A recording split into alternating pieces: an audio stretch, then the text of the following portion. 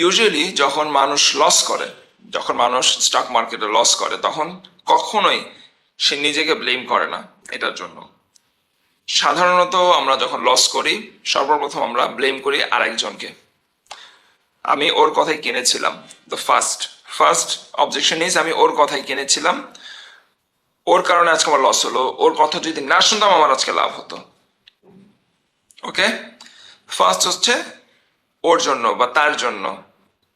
Second হচ্ছে মার্কেটের জন্য, মার্কেটটা আজকে খারাপ ছিল, আমি আজকে একটা ট্রেড করলাম, মার্কেটের কারণে আমার লস হয়ে গেল। সো আমরা এই পর্যন্ত দুইজনকে ব্লেম করলাম। কাকে ব্লেম করলাম? ওর জন্য, আউটসাইডার একজন, ওর জন্য আজকে আমার লস হলো। দেন আমি ব্লেম করলাম মার্কেটের জন্য আমার আজকে লস হলো, মার্কেটকে আমি ব্লেম করলাম। থার্ড আমি ব্লেম করি কি, আরএসআইটা ভালো ছিল না, আরএসআইটা আমার দেখা উচিত ছিল, আরএসআই দেখে আমার এন্ট্রি নেওয়া উচিত ছিল, আরএসআই দেখি নাই, আমার লস হয়ে গেল, আরএসআই দোষ হয়ে গেল। ওকে, ফোর্থ কার সমস্যা? গ্যামলার। এই গ্যামলারদের জন্য মার্কেটে টেকা যায় না, গ্যামলারদের জন্য মার্কেট আমরা প্রফিট করতে পারি না, গ্যামলাররা সব শেষ করে ফেললো, আমাদের সব টাকা নিয়ে নিল। ফোর্থ আমরা ব্লেম করি গ্যামলারকে। ফিফথ আমার ব্যাংকের ম্যানেজার, যে ব্যাংকে আমার, যে সিকিউরিটি হাউসে আমি ট্রেড করি, সেই ব্যাংকের ম্যানেজারের কথা আমি স্টকটা কিনে আমি ধরা খেয়ে গেলাম। ভাই একদম বিশ্বাস করেন, ওই লোকটার কারণে আমি ধরা খেলাম, সমস্ত দোষ ওই লোকটার। তা নাহলে আমার পোর্টফোলিও পুরোপুরি লাভে ছিলাম, আমি একদম লাভে ছিলাম।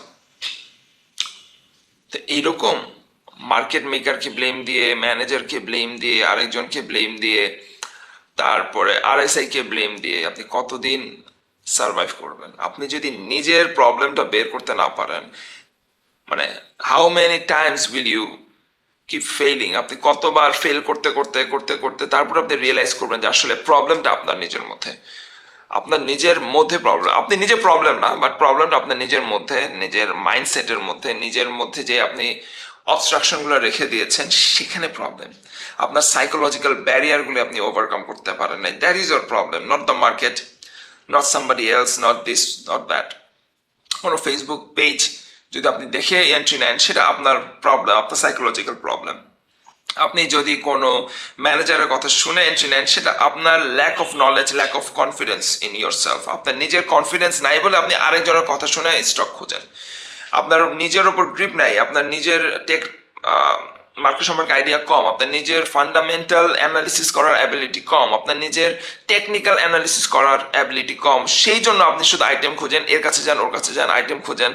এবং যখন তাদের সবার এফোর্ট আপনাকে ফেল করে, তখন আপনি নিজেকে ব্লেম দেন, আপনি ব্লেম দেন ওইসব মানুষদের, ওই মার্কেট মেকারকে, মার্কেট মেকারদের সমস্যা, গ্যামলারদের সমস্যা। বাট আপনার কোনো সমস্যা নাই।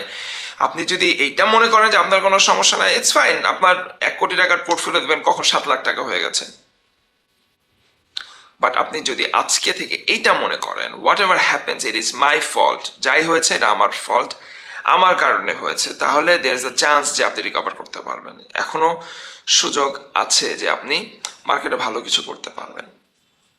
এই সম্পর্কিত আমার একটা অনগোয়িং কোর্স আছে, আমি প্রত্যেক ফ্রাইডে এবং স্যাটারডে একটা কোর্স নেই, সেখানে এই সাইকোলজিক্যাল ব্যারিয়ারগুলো নিয়ে কথা বলি। আপনি কিভাবে স্টক ট্রেড করবেন সেটা শেখানো হয়, বিভিন্ন ইন্ডিকেটর নিয়ে কাজ করা হয়, ফান্ডামেন্টাল অ্যানালিসিস একটা স্টকের কিভাবে করবেন সেটাও আমি সেখানে শেখাই আমার ট্রেনিংয়ে। ফ্রাইডে স্যাটারডে এই ট্রেনিংটাতে জয়েন করবেন। এবং আমার অগস্ট মাসের জন্য আমার অনগোয়িং যে গ্রুপ, সেই গ্রুপে জয়েন করবেন। আশা করি আপনারা এই অবস্ট্রাকলগুলো ওভারকাম করতে পারবেন।